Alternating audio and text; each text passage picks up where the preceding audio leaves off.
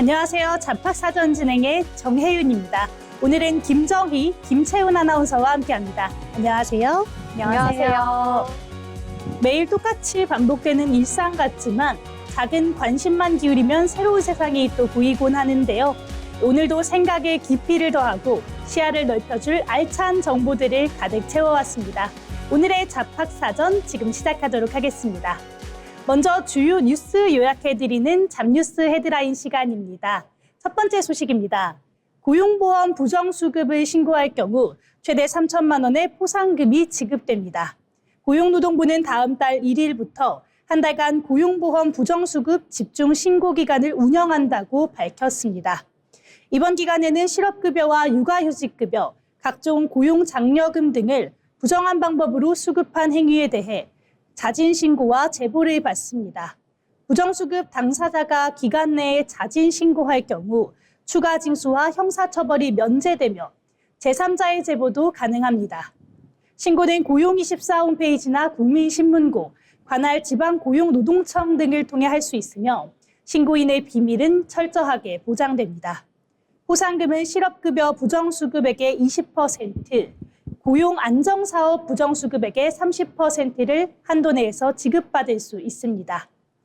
다음 노동부는 고용보험수사관을 투입해 특별 점검을 실시하고 부정수급을 근절해 제도의 실효성을 높이겠다고 강조했습니다.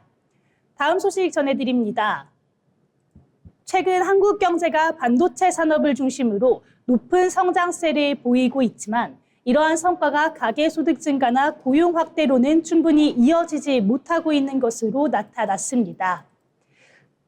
최근 31일 재정경제부에 따르면 올해 1분기 국내 총생산은 1년 전보다 3.6% 성장하면서 뚜렷한 회복세를 보였습니다. 성장의 핵심 동력은 반도체였는데 수출이 139.1% 급증하는 등 반도체 산업이 전체 경제 성장을 주도했습니다. 반면 가계의 실질소득 증가율은 0.4%에 그치며 제자리 걸음을 했습니다. 소득 상위 계층의 소득은 상대적으로 크게 늘어난 반면 하위 계층은 그에 미치지 못하면서 소득 격차를 보여주는 5분위 배율은 6.59배로 최근 6년 만에 가장 높은 수준을 기록했습니다. 제조업 내에서도 반도체를 제외하면 생산은 정체되거나 감소하는 흐름을 보였고 반도체 산업의 고용 증가율 또한 1%대에 머물면서 생산 증가 속도를 따라가지 못했습니다. 전문가들은 반도체 산업이 고도화된 자동화 설비 중심인 만큼 생산 증가가 곧바로 고용 확대로 이어지기 어려운 구조적인 특성이 있다고 분석하고 있습니다.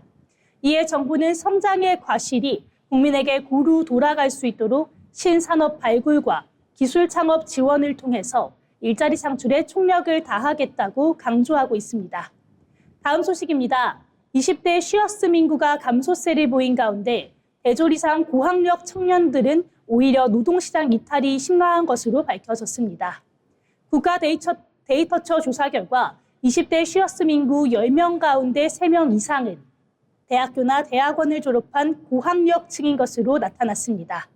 전체적인 쉬어스մ 인구는 줄었지만 대졸자가 차지하는 비중은 일제히 상승하면서 처음으로 30%를 넘어선 것으로 밝혀졌습니다. 이는 대기업의 공채 축소와 인공지능 기술 확산으로 신규 채용이 줄어들면서 사회초년생의 노동시장 진입 장벽이 높아졌기 때문입니다. 이에 전문가들은 청년들의 취업 준비 기간이 길어지고 있는 만큼 고학력 청년층의 고용난을 해소할 대책이 필요하다고 강조하고 있습니다. 지금까지 잡뉴스 헤드라인 전해드렸는데요. 이번에는 실제 직업 현장으로 가보도록 하겠습니다. 오늘은 김정희 아나운서가 전해드립니다. 네, 여러분 혹시 잠이 잘 오지 않는 밤, 괜히 모닥불 소리나 빗방울 소리가 필요하진 않으신가요? 그런 소리를 들으면 괜스레 마음이 편안해지고 어느새 눈이 스르르 감기곤 합니다. 사실 이러한 소리는 누군가에 의해서 설계된 소리인데요. 오늘 현장 속으로에서는 이러한 소리를 의도적으로 설계하는 사람들, ASMR 음향 설계사에 대해 소개해 드리겠습니다. ASMR 음향 설계사는 단순히 소리만 만드는 게 아니라 소리로 특정 감정을 만드는 사람들입니다. 사람을 편안하게 만드는 소리를 연구하고 그 감정의 목적에 맞게 그 소리를 구현하는 건데요. 소리가 필요한 곳이라면 어디든지 이분들의 손길이 닿고 있습니다. 작업 과정은 생각보다 훨씬 더 정교합니다. 이 빗소리를 하나 만들더라도 이 빗방울이 지붕 끝에서 떨어지는 소리, 웅덩이에서 파문이 퍼지는 소리, 이렇게 여러 소리를 겹겹이 쌓아서 결국에 소리를 만들어내게 됩니다. 같은 소리더라도 감정과 목적에 따라서 설계 과정 자체가 달라지는데요. 모닥불 소리를 예로 들면 따뜻함을 원하는 고객, 그리고 고독함을 원하는 의뢰인에게는 다른 방식으로 소리를 설계해서 구현을 하게 됩니다. 사용하는 장비나 마이크와 소리 사이의 거리, 녹음 공간의 크기까지 모두 달라지게 되는 거죠. 그래서 의뢰가 들어오면 소리부터 고르는 게 아니라 어떤 감정이 목적인지를 먼저 묻는다고 합니다. 이분들의 작업물은 일상에서 쉽게 마주할 수 있습니다. 한 기업의 생라면 브랜드 광고의 경우 ASMR 소리를 입혔더니 더욱더 효과적인 광고 효과를 낼 수 있었고요. 그리고 한 크래커 광고에서는 ASMR 효과를 입혀서 온라인에서 또 큰 반응을 얻었죠. 또한 사람이 가장 편안함을 느낀다는 소리, 500에서 700Hz 사이의 소리를 이 주거지에 적용을 한 사례도 있습니다. 초인종 소리라든지 엘리베이터 소리라든지 이런 것들을 한데 모아서 편안한 주거 환경을 구현을 한 겁니다. SNS상에서 이러한 콘텐츠의 영향력이 확장이 되면서 덩달아 ASMR 음향에 대한 관심도 높아지고 있는데요. 그렇다면 이 ASMR 음향 설계사가 되기 위해서는 어떤 과정을 거쳐야 할까요? 정해진 학과와 특별히 정해진 자격증은 없습니다. 보통은 음악이나 음향 관련 전공으로 시작을 해서요. 졸업 후에 스튜디오 막내부터 차근차근 경력을 쌓아가는 게 익숙한 과정입니다. 거기에 ASMR에 대한 관심과 감각이 더해지면서 이 분야로 자연스럽게 넘어오게 되는 거죠. 또 최근에는 직접 채널을 만들어서 소리를 온라인상에다 업로드를 해서 이 기업과 함께 협업을 하는 과정을 또 거치고 있다고 합니다. 우리가 일상에서 흘려 듣던 소리는 사실 누군가의 정교한 설계와 또 섬세한 손끝에서 탄생했습니다. 감정을 소리로 구현하는 사람들, ASMR 음향 설계사에 대해 알아봤습니다. 네, ASMR 다들 한 번쯤은 들어본 적 있으시죠? 저도 잠이 안 올 때는 종종 듣곤 하는데요. 이렇게 흘려듣던 소리 속에 숨어있는 누군가의 오랜 정성을 다시금 생각해보게 됩니다. ASMR 음향 설계사에 대해서 알아봤습니다. 다음은 지금 바로 활용할 수 있는 실질적인 취업 정보를 전해드리는 오늘의 잡정보 시간입니다. 김채연 아나운서가 전해드립니다. 네, 취업 준비 막상 시작하려고 하면 어떤 것부터 준비해야 하나 비용도 부담되고 막막할 때가 많으실 텐데요. 그런데 의외로 많은 청년들이 모르고 지나치는 취업 정책들이 있습니다. 취업 준비부터 자격증 취득, 실무 경험까지 다양한 혜택을 받을 수 있는데요. 오늘은 2026년 청년이라면 꼭 알아야 할 취업 지원 정책들을 함께 살펴보겠습니다. 첫 번째는 대학 일자리 플러스 센터입니다. 재학생은 물론 졸업생과 졸업 예정자, 미취업 청년까지 지원받을 수 있는데요. 진로 상담부터 취업 계획 수립, 이력서 첨삭, 면접 컨설팅까지 취업 준비 전 과정을 체계적으로 지원해 줍니다. 특히 취업 이후에도 사후 관리를 제공해서 안정적인 사회 진출을 돕고 있다는 점이 특징입니다. 신청은 고용24 누리집 또는 가까운 대학 일자리 플러스 센터에서 가능합니다. 두 번째는 구직활동 지원금입니다. 올해부터는 기존 월 50만 원에서 월 60만 원으로 지원 금액이 인상됐는데요. 국민취업지원제도 1유형에 참여하는 청년 중에서 기준 중위소득 100% 이하라면 신청할 수 있습니다. 취업 준비 과정에서 발생하는 교통비와 교육비, 식비 등의 부담을 덜어줄 수 있는 실질적인 지원책으로 주목받고 있습니다. 자격증을 준비하는 청년들에게 반가운 소식도 있습니다. 한국산업인력공단이 시행하는 국가기술 자격시험의 응시료를 지원받을 수 있는데요. 1991년 1월 1일 이후 출생자라면 연간 최대 3회까지 응시료의 50%를 지원받을 수 있습니다. 기사나 산업기사, 기능사 자격증을 준비하고 있다면 꼭 챙겨볼 만한 혜택입니다. 실무 경험을 쌓고 싶은 청년들을 위한 지원 또한 있습니다. 미래내일 일경험 사업은요, 인턴형과 프로젝트형, ESG 지원형 등 다양한 방식으로 운영되고 있는데요. 기업 현장에서 실제 업무를 경험하면서 직무 역량을 키울 수 있습니다. 또 정부 부처와 공공기관에서 운영하는 청년 인턴 프로그램을 통해서 정책 현장과 공공 분야 직무를 직접 경험할 수 있는 기회 또한 제공됩니다. 취업 준비는 혼자만의 싸움처럼 느껴질 때가 많습니다. 하지만 알고 보면 청년들을 위한 다양한 지원들이 제공되고 있습니다. 오늘 소개해드린 정책들이 여러분들의 취업에 작은 도움이 되기를 바랍니다. 혜택은요, 알고 있는 사람만 누릴 수 있다라는 말이 있습니다. 관심 있는 정책이 있다면 고용24 등 관련 홈페이지를 통해서 자세한 내용을 꼭 확인해 보시길 바랍니다. 지금까지 오늘의 잡정보였습니다. 네, 취업 준비할 때 들어가는 비용 은근히 부담스러운데요. 이 시험 응시료라든지 교통비 때문에 매달 지갑 사정 고민하셨던 분들 정말 많으실 것 같습니다. 혼자서 다 감당하기보다는 이런 정부 지원을 꼼꼼하게 챙기면서 경제적으로 큰 힘을 받아보시면 좋을 것 같습니다. 청년 취업 지원 정책에 대해 알아봤습니다. 네, 세상에는 우리가 아직 잘 알지 못하는 다양한 직업들이 존재하는데요. 새롭게 떠오르는 직업과 앞으로 주목해야 할 미래 직종을 살펴보는 시간, 직업의 세계 김하일 아나운서가 전해드립니다. 생소한 직업, 미래 유망 직종을 탐구해보는 직업의 세계 시간입니다. 혹시 여러분은 잠 잘 자고 계신가요? 최근에는 운동이나 식단만큼이나 수면이 중요한 건강관리 요소로 주목받고 있습니다. 충분히 자지 못하면 피로감뿐만 아니라 집중력 저하와 면역력 약화, 우울감까지 이어질 수 있다는 연구 결과도 나오고 있는데요. 이처럼 수면 건강에 대한 관심이 높아지면서 최근 새롭게 주목받는 직업이 있습니다. 바로 수면 코치입니다. 수면 코치는 사람들의 수면 습관과 생활 패턴을 분석해서 보다 건강한 잠을 잘 수 있도록 돕는 전문가입니다. 단순히 일찍 자고 일찍 일어나는 습관을 권하는 것이 아니라 개인의 생활 방식과 스트레스 상태, 수면 환경 등을 종합적으로 분석해서 맞춤형 솔루션을 제공합니다. 예를 들어서 잠들기 전 스마트폰 사용 시간이 긴 사람에게는 빛 노출을 줄이는 방법을 제안하고 카페인 섭취가 많은 사람에게는 섭취 시간을 조절을 권합니다. 또 불규칙한 생활 패턴으로 수면 리듬이 무너진 사람들에게는 일정한 취침 시간과 기상 시간을 유지하도록 돕기도 합니다. 최근에는 스마트워치와 수면 측정 앱이 대중화되면서 자신의 수면 데이터를 직접 확인하는 사람들도 늘고 있습니다. 수면 코치들은 이러한 데이터를 활용해서 깊은 잠의 비율이나 수면 중 뒤척임, 기상 패턴 등을 분석하고 보다 체계적인 상담을 진행합니다. 특히 현대사회에서는 야근과 학업 스트레스, 스마트폰 사용 증가 등으로 수면 장애를 겪는 사람들이 많아지고 있는데요.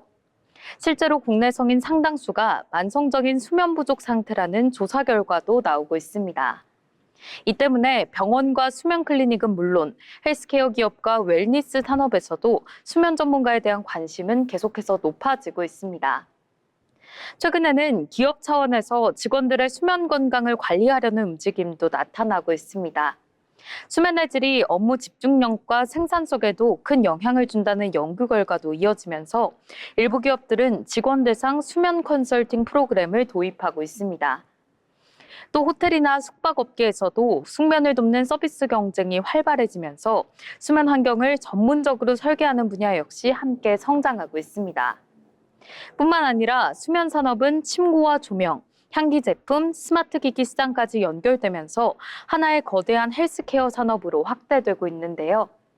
전문가들은 앞으로 AI 기술과 바이오 데이터 분석이 발전할수록 개인 맞춤형 수면 관리 서비스도 더욱 정교해질 것이라고 전망하고 있습니다.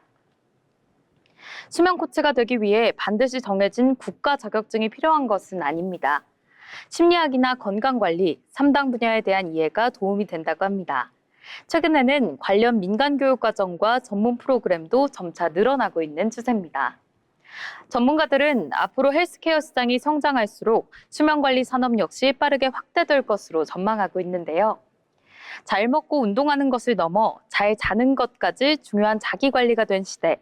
사람들의 건강한 밤을 책임지는 수면 코치는 앞으로 더욱 주목받는 미래 직업이 될 것으로 보입니다. 지금까지 직업의 세계 시간이었습니다. 잠이 보약이라는 말 다들 공감하실 텐데요. 유독 피곤할 때면 내가 제대로 잘 자고 있나 이런 걱정이 들죠. 이제는 운동이나 식단처럼 잠도 하나의 전문적인 자기 관리가 되는 시대인 것 같습니다. 수면 코치에 대해서 함께 알아봤습니다. 네, 이번 시간은 변화하는 사회 속에서 우리의 일하는 방식을 들여다보는 잡토크 시간입니다. 요즘 일터에서는 대면 전화나 전화보다 이 협업 메신저를 통해 소통을 하는 것이 대세로 자리를 잡았는데요. 메신저로 일하니까 참 편리하기는 한데 이상하게도 새로운 종류의 스트레스가 또다시 생겼습니다. 이 업무 메시지를 보냈는데 한참 동안 숫자 1이 사라지지 않는 이른바 안일십 혹은 메시지를 읽어놓고도 아무런 반응이 없는 일십 때문인데요. 이 보낸 사람은 일이 누락된 건지 대체 진행은 되고 있는 건지 모르기 때문에 하루 종일 메신저 창만 들여다보면서 속을 태우곤 합니다. 과연 일터에서 메신저를 확인한 뒤에 침묵하고 있는 이 행동, 단순한 개인의 성향일까요? 아니면 업무 태만일까요? 정희 아나운서, 실제로 이런 메신저 소통 때문에 스트레스를 받는 분들이 많다고요. 네, 그렇습니다. 사실 이 소통 수단이 메신저이다 보니까 이 메신저를 보냈는데 수시간이 지나고 답이 없을 경우 내 답변이 뭔가 문제가 있을까? 내 질문 내용이 이상할까? 이런 걱정을 하게 됩니다. 특히나 요청이 거절당한 건지 아니면 이 내용에 문제가 있는 건지 혼자 온갖 추측을 하게 되는 건데요. 결국 참다 못해 제 메시지 확인하셨나요? 다시 이렇게 되묻기도 하거나 전화를 하거나 또 찾아가기도 합니다. 이렇게 불필요한 소통 비용까지 쓰게 되는 셈이죠. 맞습니다. 이 보낸 사람 입장에서는 확인을 했나 안 했나를 알 수 없기 때문에 이 업무 진행 흐름이 끊겨서 답답할 수밖에 없을 것 같은데요. 하지만 채연 아나운서, 이 메시지를 바로 확인을 하지 못하거나 또 답장을 보내지 못하는 수신자의 입장에서도 이 나름의 고충이 있는 건 아닐까요? 네, 맞습니다. 사실 답답하다는 건 저도 이해를 하는데요. 답장을 안 하거나 늦게 보내는 사람들도 무조건 일을 미루는 게 아닙니다. 집중해서 기획서를 쓰거나 또 회의를 하는 중이라 메신저 알림을 잠깐 꺼뒀을 수도 있는데요. 업무 몰입도가 높은 상황에서 메신저 알림이 올 때마다 수시로 답장을 하게 된다면 원래 하던 본업의 흐름이 깨져서 효율이 극도로 떨어질 수도 있기 때문이죠. 또 메시지를 읽긴 했어도 당장 정확한 답변을 주기 어려워져서 자료를 취합하고 또 확인하느라 답장이 늦어지는 경우도 많습니다.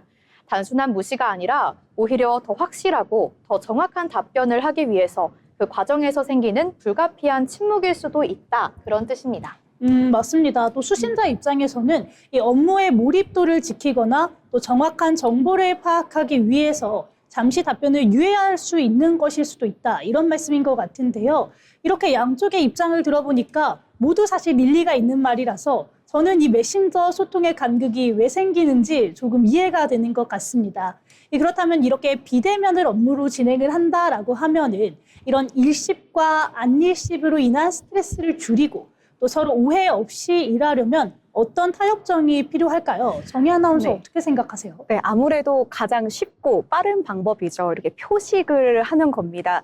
구체적인 답변을 당장 주기 어렵더라면 네, 확인했습니다. 3시까지 확답을 드리겠습니다. 이렇게 확실하게 답을 한다면 이 받는 사람 입장에서는 그래도 내 요청이 제대로 입력이 되었구나 이렇게 안도를 할 수가 있는 거죠. 사실 이러한 한 줄 쓰는데 5초도 걸리지 않기 때문에 좀 확실한 답변이 될 수가 있을 것 같고요. 만약에 텍스트를 입력할 여유조차가 없다면 요즘 대부분 협업 툴에 있는 이 이모티콘 반응 기능을 활용해서 좋아요나 체크 표시를 하나만 남겨두어도 이 소통의 단절을 막는 에티켓이 될 수 있을 거라고 생각을 합니다. 네, 맞습니다. 반대로 이 메시지를 보내는 사람도 이렇게 배려가 필요한데요. 메시지를 보낼 때 단순히 대리님, 지난번 요청한 건 어떻게 되었나요? 이렇게 모호하게 묻기보다는 오후 회의 자료에 참고할 예정이니까 바쁘시겠지만 2시 전까지 확인 부탁드립니다.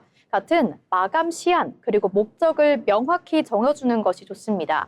마감 시간이 명시돼 있으면 수신자도 우선순위를 판단해서 메신저를 확인하고 또 답장을 보내기도 훨씬 수월해지게 되는 거죠.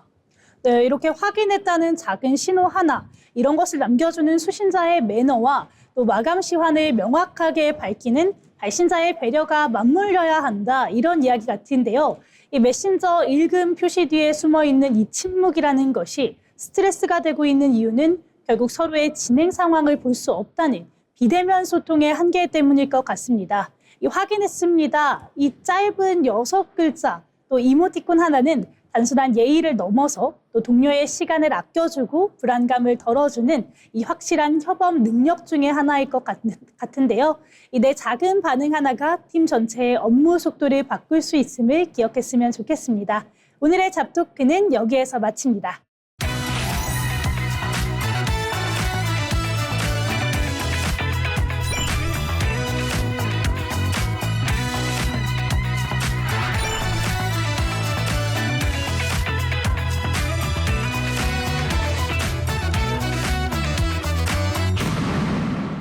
이렇게 빠르게 사회가 변화하고 있지만 그 와중에도 묵묵하게 자신의 길을 걸어가는 사람들이 있습니다.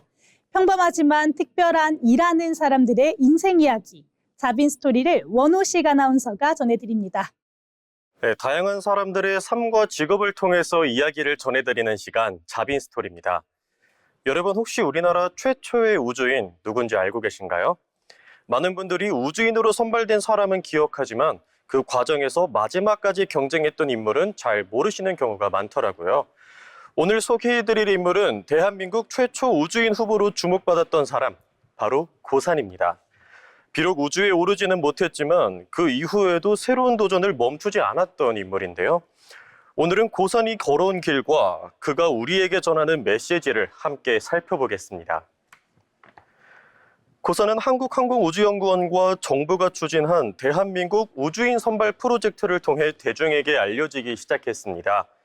당시 수만 명의 지원자 가운데 엄격한 체력 검사와 전문 교육을 거쳐 최종 후보에 선발됐는데요. 우주인이 되기 위해서는 단순히 공부를 잘하는 것만으로는 부족합니다. 극한의 환경에서도 침착하게 판단할 수 있는 능력, 강한 체력, 그리고 문제 해결 능력까지 요구되는데요. 고산은 이러한 과정을 통과하며 대한민국 최초 우주인 후보로 주목받았습니다. 당시 많은 국민들은 그가 실제 우주로 향하는 모습을 기대하기도 했습니다. 하지만 예상치 못한 일이 발생했습니다. 우주인 훈련 과정에서 발생한 규정 문제로 인해 최종 우주 비행은 다른 후보가 맡게 된 건데요. 수년 동안 준비했던 목표가 눈앞에서 사라지는 순간이었습니다. 누군가는 여기서 포기했을 수도 있습니다. 하지만 고산은 실패를 끝이 아닌 새로운 출발점으로 받아들였습니다. 그는 우주 분야와 기술 산업에 대한 관심을 이어갔고 이후 교육과 기술 창업 분야로 활동 영역을 넓혀가기 시작했습니다. 특히 과학기술 교육과 창업 생태계 발전을 위해 다양한 프로젝트를 추진하며 새로운 길을 개척해 나갔습니다. 이후 고산은 스타트업과 기술 교육 분야에서 활발하게 활동하게 됩니다. 그는 단순히 기술을 개발하는 것보다 더 많은 사람들이 새로운 기술을 배우고 도전할 수 있는 환경을 만드는 데 관심을 가졌는데요. 이를 위해 다양한 교육 프로그램과 창업 지원 활동에 참여하며 혁신적인 아이디어가 현실이 될 수 있도록 돕고 있습니다. 특히 빠르게 변화하는 시대에는 한 번의 성공보다는 지속적인 학습과 도전이 중요하다는 점을 강조하고 있는데요. 고산의 삶은 하나의 목표가 실패했다고 해서 인생 전체가 실패하는 것은 아니라는 사실을 보여주고 있습니다. 고산이 우리에게 주는 가장 큰 메시지는 바로 도전의 의미입니다. 우리는 종종 하나의 목표를 이루지 못하면 모든 것이 끝난 것처럼 느껴지곤 합니다. 하지만 고산은 우주인이 되지 못한 이후에도 자신의 경험과 역량을 새로운 분야에서 활용하며 또 다른 성과를 만들어냈습니다. 중요한 것은 실패하는 것이 아니라 실패 이후에도 다시 움직일 수 있는 용기일지도 모르겠습니다. 대한민국 최초 우주인을 꿈꿨던 청년, 그리고 우주인이 되지 못한 이후에도 새로운 가능성을 찾아 나섰던 사람.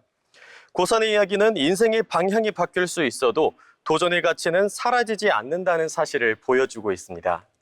때로는 계획했던 길이 아닌 전혀 다른 길에서 더 큰 기회와 성장을 만나기도 하는데요. 오늘 자빈 스토리가 새로운 도전을 고민하고 있는 분들께 작은 용기와 영감이 되었기를 바랍니다. 지금까지 자빈 스토리였습니다. 수년 동안 온 힘을 다해서 준비했던 꿈이 사라진다는 것은 참 막막한 일이죠. 그러나 기술기업가로 멋지게 변신한 모습은 또 인상적인데요. 때로는 계획과 다른 길에서 더 큰 기회, 그리고 성장을 만날 수 있다는 사실을 일깨워주는 고산시의 삶에 대해서 알아봤습니다. 네, 이번 시간에는 경제로 보는 일터입니다. 경제의 변화는 곧 일의 방식과 일자리의 모습에도 영향을 미치는데요.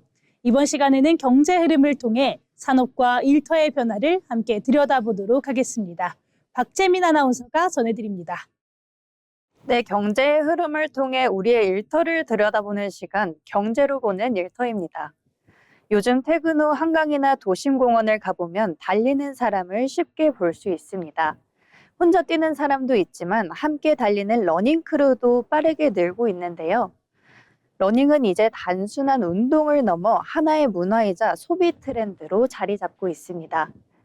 실제로 국내 러닝 인구 수는 약 1,000만 명 규모로 추정되고 있습니다. 그렇다면 이 러닝 열풍은 스포츠 산업의 일터를 어떻게 바꾸고 있을까요?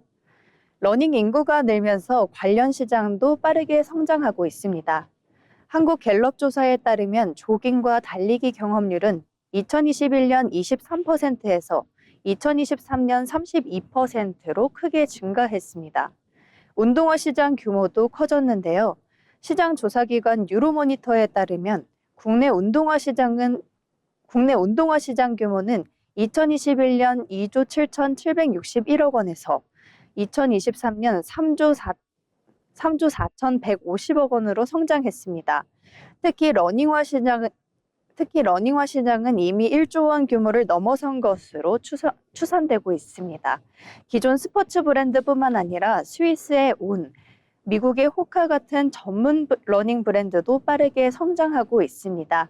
사람들이 달리기 시작하면서 운동용품 시장도 함께 커지고 있는 겁니다.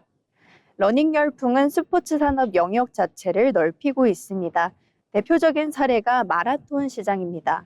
전국 마라톤 대회 수는 2022년 346개에서 2024년 389개로 늘었고 올해는 400개가 넘는 대회가 열릴 것으로 집계되고 있습니다.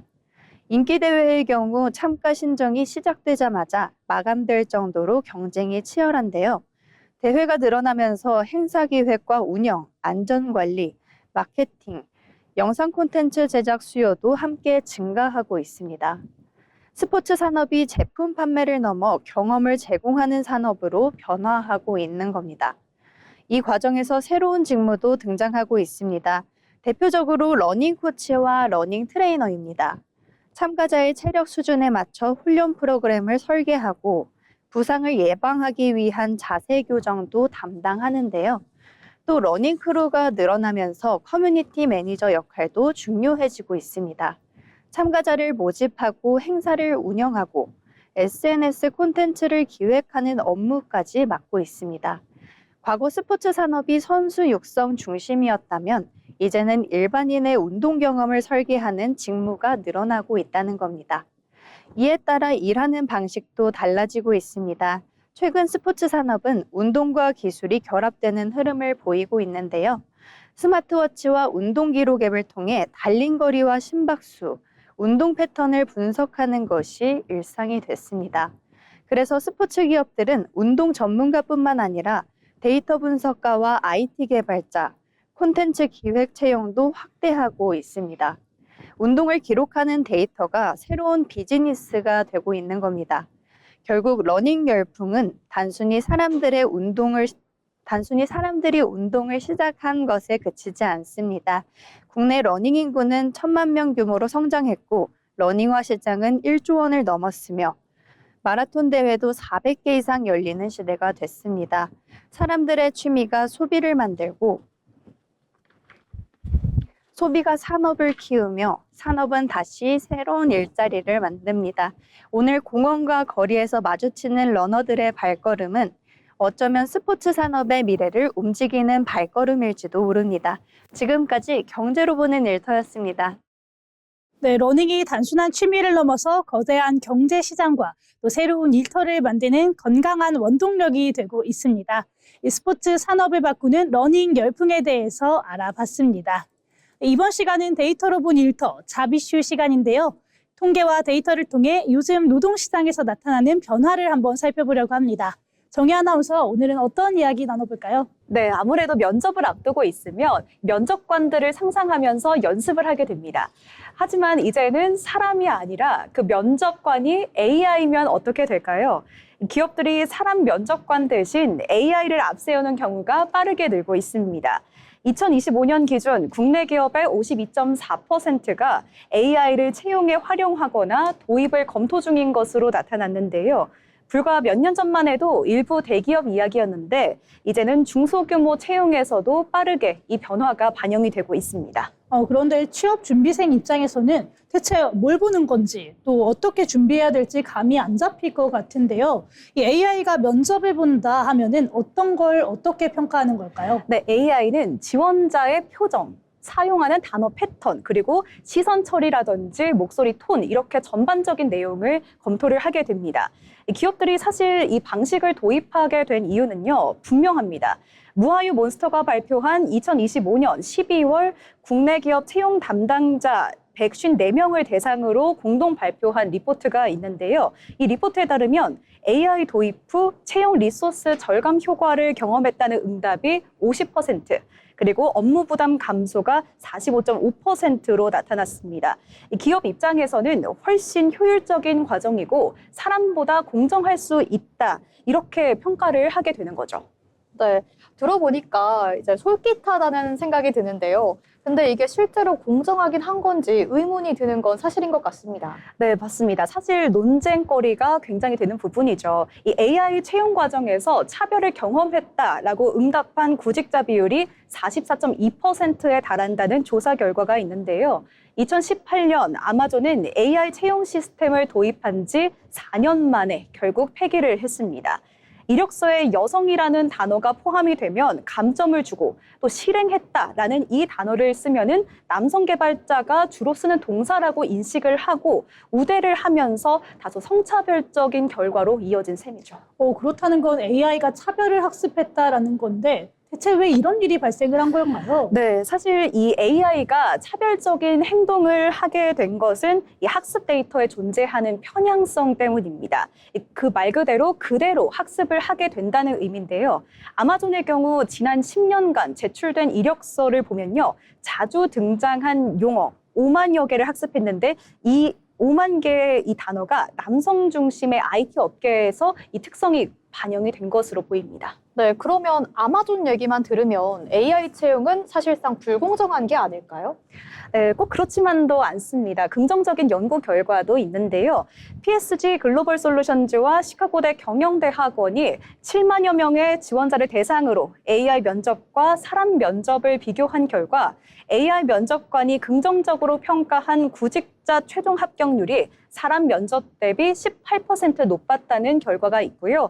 또 한 달 이상 근속률도 17% 더 높았다고 합니다.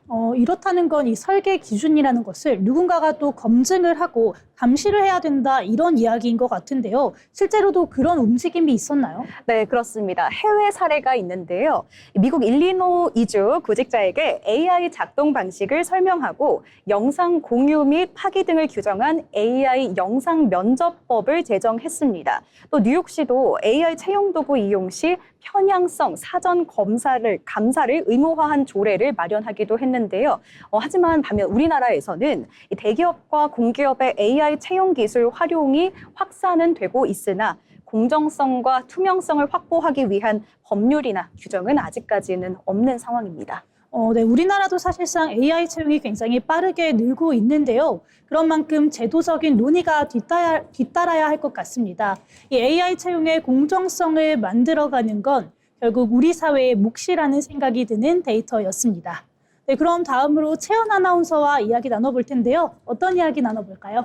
네, 오늘 데이터로 본 일터 핵심 키워드는요, 바로 인간 대 로봇입니다.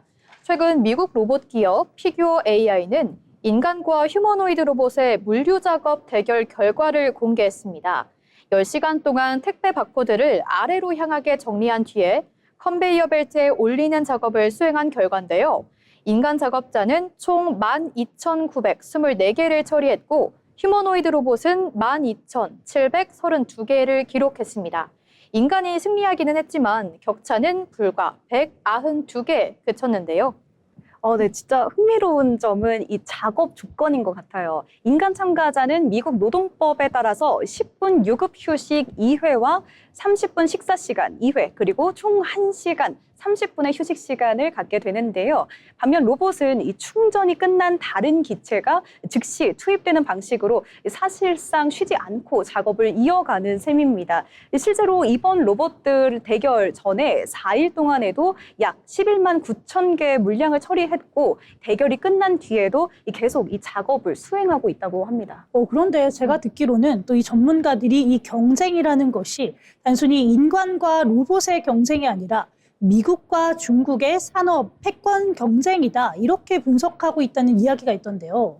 네, 맞습니다. 최근 미국 보스턴에서 열린 로보틱스 서밋에서는요, 중국의 로봇 개발 속도가 미국보다 30배에서 40배가량 빠르다는 분석이 나왔는데요.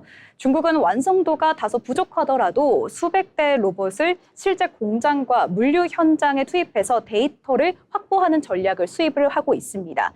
반면 미국은 안정성과 성능 검증에 좀 더 초점을 두는 모습이었는데요. 국제 표준화 구축에 집중하면서 보다 신중한 접근을 이어가고 있는 것으로 보입니다. 네, 시장 성장세 또한 정말 가파릅니다.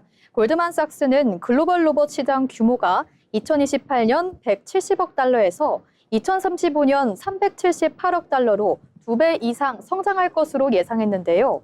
미래전망 연구기관 리싱크엑스는 휴머노이드 운영 비용이 2035년 시간당 1달러 수준까지 떨어지고 2040년에는 시간당 0.1달러 수준까지 떨어질 것으로 내다봤습니다. 로봇을 활용하는 비용이 사람보다 훨씬 더 저렴해질 수 있다라는 것을 보여주고 있습니다. 네, 이렇게 전반적으로 고려를 해봤을 때 실제로 노동시장의 변화도 예상이 됩니다. 전문가들은 단순 반복 업무를 중심으로 자동화가 빠르게 진행될 것이라고 예측하고 있는데요. 물류와 제조업은 물론 서비스업까지 이 휴머노이드 활용 범위가 더욱더 확대될 것으로 전망하고 있다고 합니다. 네, 물론 로봇이 모든 일자리를 대신한다라는 것은 아닙니다. 하지만 반복적인 업무는 로봇이 맡고 인간은 관리, 그리고 의사결정, 창의성이 필요한 영역에 더 집중하게 될 것이다라는 전망으로 볼 수 있습니다. 네, 오늘 이야기해보니까 휴머노이드 로봇이 더 이상 미래의 기술이 아니라 이미 현실이다, 이런 생각이 드는데요. 앞으로 변화하는 노동시장에서 어떤 역량이 경쟁력이 될지 고민해봐야 될 시점 같습니다. 지금까지 데이터로 본 일터였습니다.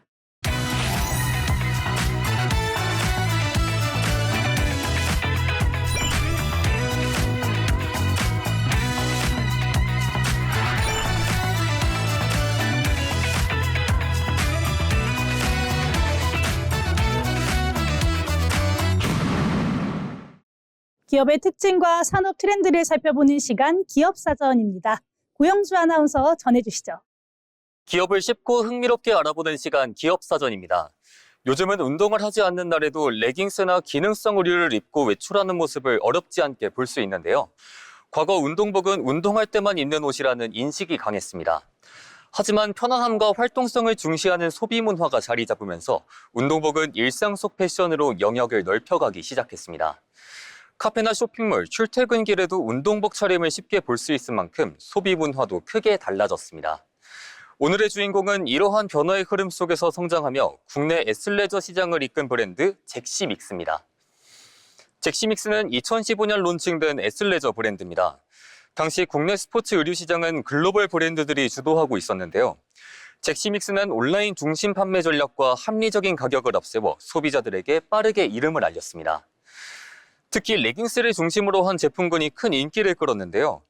기능성과 디자인이 동시에 강조하며 운동복에 대한 소비자 인식을 바꾸기 시작했습니다. 또한 SNS를 활용한 마케팅을 적극적으로 펼치며 브랜드 인지도를 높였습니다. 잭시믹스의 성장 배경에는 애슬레저 문화 확산이 있습니다. 애슬레저는 운동을 뜻하는 애슬레틱과 여가를 의미하는 레저가 결합된 단어인데요. 운동복을 일상복처럼 활용하는 소비 문화를 의미합니다. 과거에는 운동시설에서 주로 입던 레깅스와 기능성 의류가 이제는 일상복으로 자리 잡게 됐는데요. 요가와 필라테스 인구 증가, 코로나19 이후 편안한 복장을 선호하는 현상이 맞물리며 시장은 더욱 빠르게 이동했습니다. 여기에 건강과 자기관리에 대한 관심이 높아진 점도 시장 확대의 배경으로 꼽히고 있습니다. 잭시믹스는 이러한 변화에 맞춰 다양한 제품을 선보이며 시장 내 입지를 넓혀갔습니다. 이렇게 국내 시장에서 입지를 다진 잭시믹스는 해외 시장 진출에도 속도를 내고 있습니다. 대표적인 시장이 일본인데요. 현지 소비자들의 취향을 반영한 제품 전략을 통해 꾸준히 고객층을 확보하고 있습니다. 오프라인 매장 확대와 온라인 판매를 병행하며 브랜드 인지도를 높여가고 있는데요. 중국과 동남아시아 시장에서도 브랜드 인지도를 확대하며 글로벌 시장 공략에 나서고 있습니다. K-패션에 대한 관심이 높아지면서 잭시믹스 역시 한국 애슬레저 브랜드의 대표 사례로 주목받고 있습니다. 최근 잭시믹스는 러닝웨어와 골프웨어 등으로 제품군을 확대하며 새로운 소비층 확보에 나서고 있습니다. 특히 최근 러닝 인구가 크게 증가하면서 러닝웨어 시장 역시 빠르게 성장하고 있는데요. 잭시믹스는 이러한 흐름에 맞춰 다양한 스포츠 카테고리로 영역을 넓혀가고 있습니다. 또한 오프라인 매장을 늘리며 소비자들이 직접 제품을 체험할 수 있는 공간도 확대하고 있는데요. 실제 착용감과 기능성을 중요하게 생각하는 소비자가 늘어나면서 체험형 매장의 중요성도 커지고 있습니다. 건강과 자기관리에 대한 관심이 높아지는 흐름 속에서 잭시믹스 역시 변화하는 소비 트렌드에 맞춰 성장 전략을 이어가고 있습니다. 잭시믹스는 운동복에 대한 인식을 바꾸며 국내 애슬레저 시장 성장에 영향을 준 브랜드 가운데 하나입니다. 운동할 때만 입던 옷은 이제 일상복과 패션 아이템으로 활용되고 있는데요. 운동을 위한 옷과 일상복의 경계가 점차 사라지면서 소비자들의 선택 기준 역시 다양해지고 있습니다. 잭시믹스는 이러한 변화 속에서 국내 애슬레저 시장 성장과 함께 브랜드 경쟁력을 키워왔습니다. 앞으로 잭시믹스가 또 어떤 소비 문화를 만들어 나갈지 주목해 보시기 바랍니다. 지금까지 기업사전이었습니다.